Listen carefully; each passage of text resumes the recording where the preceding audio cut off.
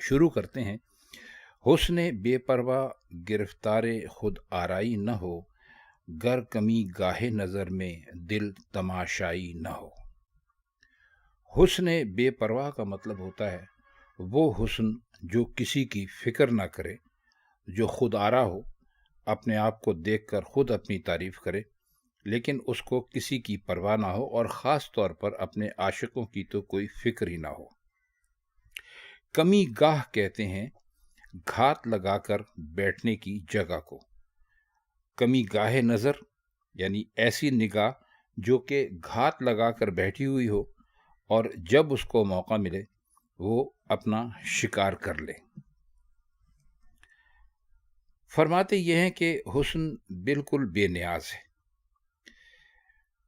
پھر بھی ہر وقت اپنے آپ کو بناتا سنوارتا رہتا ہے۔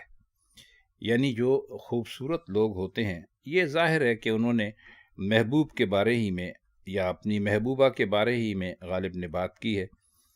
تو وہ اپنے آپ کو ہمیشہ بناتے سنوارتے رہتے ہیں، اور کوشش ہوتی ہے کہ خوبصورت سے خوبصورت ترین دکھائی دیں۔ فرماتے یہ ہیں کہ یہ سارا جو بننا سنورنا ہے، یہ کبھی بھی نہیں ہوتا اگر نظر کے ساتھ دل گھات میں بیٹھ کر حسن کا نظارہ نہ کرتا۔ مطلب یہ ہے کہ حسن کو زیادہ سے زیادہ آراستہ ہونے، بننے ٹھننے، اپنے آپ کو سنوارنے کی ضرورت اس لیے پیش آتی ہے کہ اس کو پتہ ہے کہ عشق ہمیں دیکھ رہا ہے، اگرچہ کھل کر سامنے نہیں آتا اور نظر کی گھات میں بیٹھ کر دیکھتا ہے۔ ظاہر ہے آپ کو اگر اپنے دل سے کوئی اچھا لگتا ہے تو آپ اسے دل کی آنکھوں سے تو نہیں دیکھتے، اپنی آنکھوں سے ہی دیکھتے ہیں۔ تو فرماتے یہ ہیں کہ دل اس شکاری کی طرح ہے جو نظروں کی گھات میں بیٹھ کر چھپ کر اپنے محبوب کو دیکھتا ہے۔ ہم آپ سے یہ عرض کر دیں کہ یہ پوری کی پوری غزل ہی تقریباً مرزا غالب نے عشق مجازی کے لیے نہیں بلکہ عشق حقیقی کے لیے کہی ہے، اور اسی رنگ میں کہی ہے، کیونکہ اس کے اب جو آنے والے اشعار ہیں، جب آپ ان کو پڑھیں گے اور آپ ان کا مطلب سمجھنے کی کوشش کریں گے تو پھر آپ کو اندازہ ہوگا کہ یہ اشعار عشق حقیقی کے رنگ میں کہے گئے ہیں۔ اب اس میں بہت مشہور بات ہے کہ اللہ تعالیٰ نے یہ فرمایا تھا، جو حدیث کے طور پر ہم تک پہنچا ہے، کہ میں ایک چھپا ہوا خزانہ تھا، اور تو میرا دل چاہا کہ مجھے پہچانا جائے، تو یوں عشق پیدا ہوا کہ حسن کی معرفت کو کمال پر پہنچائے۔ اور یہ حسن کی خود آرائی تھی یا اپنے آپ کو سنوارنا بنانا تھا کہ وہ حسن جو تھا اس کے اوپر عشق ہمیشہ سے فریفتہ رہا۔ اس کو آپ اگر چاہیں تو حقیقی معنوں میں بھی لے لیں، معذرت چاہتے ہیں، اس کو آپ چاہیں تو مجازی معنوں میں بھی لے سکتے ہیں، جس میں اگر آپ اس کا مختصر سا مطلب کریں تو یہ ہوتا ہے کہ آپ کو جہاں کہیں بھی حسن دکھائی دیتا ہے، ایک تو اس کی خاصیت یہ ہے کہ وہ انجان بنا رہتا ہے، اس کو معلوم ہوتا ہے کہ میں حسین ہوں، مجھے لوگ دیکھتے ہیں، اور خاص طور پر میرے عاشق مجھے دیکھتے ہیں، لیکن وہ ایسے ظاہر کرتا ہے جیسے کہ کوئی اس کی نظر میں کچھ بھی نہ ہو اور اسے کسی کی بھی پرواہ نہ ہو، جبکہ حقیقت یہ ہے کہ حسن اپنے آپ کو، یا حسن والے اپنے آپ کو جتنا بناتے سنوارتے رہتے ہیں، وہ دوسروں کے لیے ہی بناتے سنوارتے ہیں، اور ان کی خواہش رہتی ہے کہ لوگ انہیں زیادہ سے زیادہ دیکھیں، اور اسی لیے عاشق لوگ جو ہیں ان کا دل نظروں میں چھپ کر انہیں دیکھتا رہتا ہے۔ شعر نمبر 2 ہے: ہیچ ہے تاثیر عالم گیریو نازو ادا، ذوق عاشق گر اسیر دام گیرائی نہ ہو۔ ہیچ کا مطلب ہوتا ہے کم ہونا، کم تر ہونا، معمولی ہونا۔ تاثیر کا مطلب ہوتا ہے اثر ہونا۔ عالمگیری کا مطلب ہوتا ہے ساری دنیا پر حکومت کرنا یا حکومت کرنے والا، اور ناز و ادا محبوب کے نخروں کو کہتے ہیں۔ ذوق عاشق یہاں پر عشق کی شدت کو کہا گیا ہے۔ اسیر کہتے ہیں قیدی کو، دام کہتے ہیں جال کو، اور گہرائی کا مطلب ہوتا ہے اپنی پکڑ میں لے لینا، اپنی گرفت میں لے لینا۔ تو شعر کا مطلب کچھ ایسے ہو سکتا ہے کہ حسن کے ناز و ادا نے زمانے بھر پر اپنی قوت کا سکہ بٹھا رکھا ہے، لیکن اگر عاشق کا ذوق اس حال کی گرفت میں آنے کے لیے تیار نہ ہو تو ناز و ادا کی جو بادشاہت ہے وہ بالکل ہی ختم ہو کر رہ جائے گی۔ مطلب یہ کہ حسن کی جو جاذبیت ہے، انگریزی میں کہہ لیجئے تو اٹریکشن ہے، اور کشش ہے، وہ صرف عشق کی وجہ سے ہے۔ اگر کوئی حسن کے دام میں، اس کے جال میں پھنسنے کے لیے تیار نہ ہو تو اسے کون پوچھے گا، اور اس کے تمام ناز، نخرے اور ادائیں، یہ سب کچھ دھرے کا دھرا رہ جائے گا۔ اس شعر میں بھی تقریباً مرزا نے وہی بات کی ہے جو کہ انہوں نے پہلے شعر میں کی ہے۔ پہلے شعر میں صرف یہ بتانے کی انہوں نے کوشش کی ہے کہ جو محبوب ہوتے ہیں وہ اپنے آپ کو بنا سنوار کر رکھتے ہیں، اور دوسرے میں وہ یہ بتا رہے ہیں کہ اگر عاشق بالکل سچے معنوں میں بے پرواہ ہو جائیں حسن سے، تو حسن کی جو ایک طرح سے عالمگیری ہے یا بادشاہت ہے وہ ختم ہو جائے گی۔ مطلب یہ کہ اگر کوئی حسین ہے تو اس کے حسن کی کامیابی کا راز اسی میں ہے کہ اس کو زیادہ سے زیادہ لوگ دیکھیں، اور اگر لوگ اس کو دیکھنا چھوڑ دیں گے تو پھر وہ حسن کاہے کا، اس کو پھر اب کیا حسن کہہ سکتے ہیں جو کہ لوگوں کے دلوں کو اپنی گرفت میں نہ لے سکے۔ آئیے شعر نمبر 3 دیکھتے ہیں۔ خود گداز شمع آغاز فروغ شمع ہے، سوزش غم در پے ذوق شکیبائی نہ ہو۔ گداز کہتے ہیں نرم کو، یہاں پر پگھل جانے کو کے معنوں میں آپ لے لیجئے۔ آغاز کہتے ہیں شروع کو، فروغ شمع کا چمکنا، سوزش غم یعنی غم کی جلن یا چبھن، در پے کسی کے پیچھے ہو جانا یا کوئی سبب یا وجہ ہونا، اور شکیبائی یا اپنے لفظ کئی مرتبہ سنا ہوگا، اس کا مطلب ہوتا ہے صبر اور ضبط۔ تو مرزا فرماتے یہ ہے کہ غم کا سوز کیوں صبر اور شکیب یعنی ضبط کا ذوق پیدا کرنا چاہتا ہے، یعنی اس سے کیوں صبر کی آرزو کرتے ہو؟ کیا تم نہیں جانتے کہ شمع کا پگھلنا ہی اس کے لیے روشنی کا سر و سامان ہے؟ یعنی تو بات تو بہت انہوں نے سامنے کی ہے کہ دیکھیے جب آپ شمع کو آگ لگا دیتے ہیں تو شمع جلنا شروع ہو جاتی ہے، اور اس کا جو موم ہوتا ہے وہ پگھلنے لگتا ہے۔ اگر شمع کا موم نہ پگھلے تو اس میں سے روشنی پیدا نہ ہو، تو روشنی پیدا کرنے کے لیے شمع اپنے آپ کو گھلا کر ختم کرتی ہے۔ جب گداز کے بغیر روشنی نصیب نہیں ہو سکتی، یعنی جب جلنے کے بغیر روشنی نہیں مل سکتی، تو غم کی جو سوزش ہے وہ کیوں صبر کی طرف مائل ہو؟ سوزش بدستور جاری رہنی چاہیے تاکہ ہمیں بھی شمع کی طرح روشنی مل جائے اور ہم بھی اپنے عشق کی منزل تک پہنچ جائیں۔ تو کہنے کا مقصد ان کے یہ ہے کہ انسان کو عشق میں جلتے رہنا چاہیے،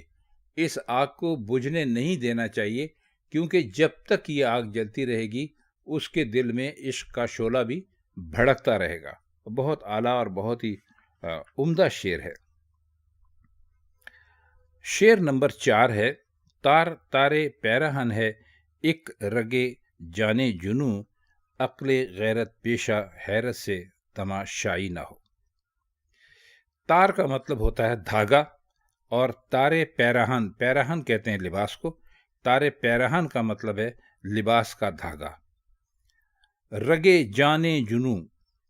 رگ کا مطلب آپ جانتے ہیں، جانے جنوں کہتے ہیں پاگل پن کو، جانے جنوں کا مطلب جس کی وجہ سے جنون یا پاگل پن باقی ہے۔ عقل بھی آپ جانتے ہیں، عقل غیرت پیشہ، یعنی وہ عقل جو کہ ہمیشہ بہت ہی غیرت سے کام لیتی ہے۔ اب جب ہم اس کا مطلب کریں گے تو آپ کی سمجھ میں انشاءاللہ بہت آرام سے آ جائے گا کہ ان الفاظ کا کیا کیا کیا مطلب ہے اور مرزا نے یہ الفاظ کیوں استعمال کیے ہیں۔ فرماتے یہ ہیں کہ ہمارے لباس کا ایک ایک تارے جنو کے لیے رگ جاں کی حیثیت رکھتا ہے۔ اب اس کو ذرا سمجھنے کی کوشش کیجئے، یعنی جنون یا پاگل پن زندہ ہی اس طرح رہ سکتا ہے کہ لباس تار تار رہے۔ آپ نے اکثر دیکھا ہوگا کہ جو لوگ پاگل ہو جاتے ہیں وہ اپنا لباس پھاڑ دیتے ہیں۔ لباس کو اگر بہت زیادہ پھاڑ دیا جائے تو اس کو تار تار بھی کہتے ہیں، یعنی کہ اس کا دھاگا دھاگا علیحدہ کر دینا۔ تو فرماتے ہیں کہ پاگل پن یا جنون کا ثبوت ہی یہ ہے کہ انسان کا لباس پھٹا رہے۔ تو کہتے ہیں کہ یہ منظر دیکھ کر عقل کو تو بڑی غیرت آتی ہوگی۔ اب ظاہر ہے عقل کو غیرت آنے کی بات اس لیے کی کہ کوئی بھی عقل مند آدمی اپنا لباس پھاڑ نہیں سکتا، اور خاص طور پر لوگوں کے درمیان تو بالکل ہی نہیں پھاڑ سکتا۔ تو کہتے ہیں کہ عقل جو ہے وہ تو بڑی حیران ہوتی ہوگی کہ یہ کیسا آدمی ہے جس نے اپنا لباس پھاڑ رکھا ہے، اور وہ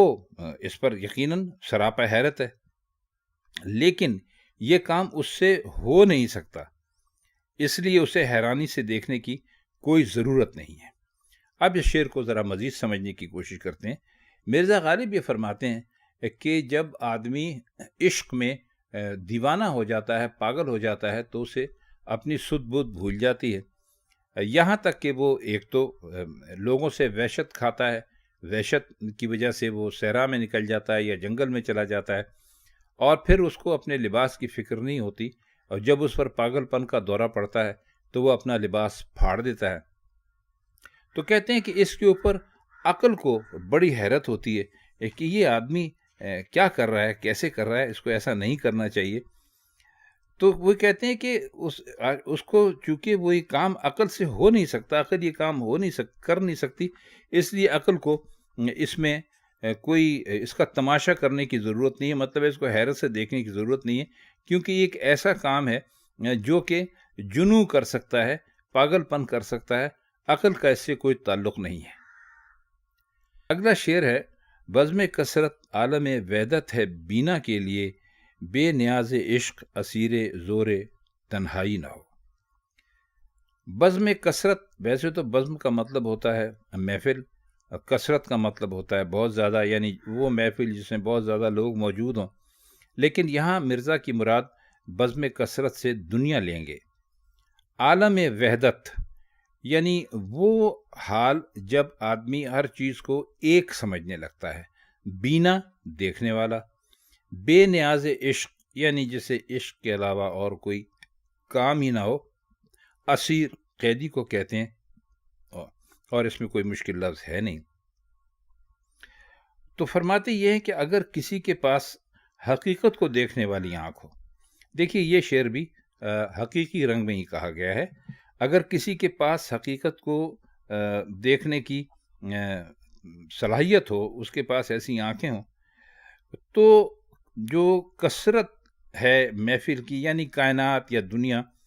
وہ اس کے لیے وحدت کی دنیا، یعنی اس کو بھی وہ ایک سمجھے گا، یعنی حقیقت مین کو ہر جگہ وحدت ہی وحدت نظر آتی ہے، اور جسے عشق کی بے نیازی مل گئی اسے تو کسی تنہائی کے گوشے میں بیٹھنے کی ضرورت نہیں، کیونکہ وہ تنہائی میں نہیں بھی ہوگا، بہت لوگوں میں ہوگا، پھر بھی اس کو وحدت ہی دکھائی دے گی۔ یہ شعر اصل میں فلسفہ وحدت الوجود، ہمیں نہیں پتا کہ آپ میں سے کتنے لوگوں نے اس کو پڑھ رکھا ہے۔ بہرحال مختصراً یہ ہے کہ اس فلسفے پر سوچنے والے جو لوگ ہوتے ہیں ان کے نزدیک صرف ایک چیز ہوتی ہے، اور وہ خدا تعالیٰ کی ذات ہے۔ آپ ان کو ساری دنیا گھما دیجئے، ساری کائنات گھما دیجئے، وہ دنیا میں، کائنات میں، ہر چیز میں اللہ تعالیٰ کی ذات کو دیکھتے ہیں، اور الگ الگ نہیں دیکھتے، بلکہ اسی کو مالک سمجھتے ہیں، اسی کو خالق سمجھتے ہیں، اور ان کے خیال میں اس دنیا میں جو بھی چھوٹی بڑی، اچھی بری، اونچی لمبی، جیسی بھی جو چیز بھی ہے، جو بھی ہمیں دکھائی دیتا ہے، وہ صرف ایک ہستی کی پیدا کردہ ہے، اور اس ہستی کا نام ہے خدا کی ذات، یا اللہ کہہ لیجئے، رب کہہ لیجئے، اوپر والا کہہ لیجئے، کچھ بھی کہہ لیجئے۔ تو فرماتے یہ ہیں کہ ایسے لوگ چیزوں کو الگ الگ نظروں سے نہیں دیکھتے، ان کو ہر چیز میں خدا کی ذات نظر آتی ہے، خواہ آپ ان کو کتنے ہی بڑے ہجوم میں کیوں نہ بٹھا دیں، خواہ آپ ان کے سامنے دنیا کی کروڑوں چیزیں ہی کیوں نہ رکھ دیں، وہ ہر چیز میں اللہ کو دیکھتے ہیں، اور اس طرح یہ وحدت الوجود کا جو فلسفہ ہے یہ معرض وجود میں آیا۔ آخری شعر اس کا دیکھ لیتے ہیں۔ ہے محبت رہزن ناموس انساں اے اسد،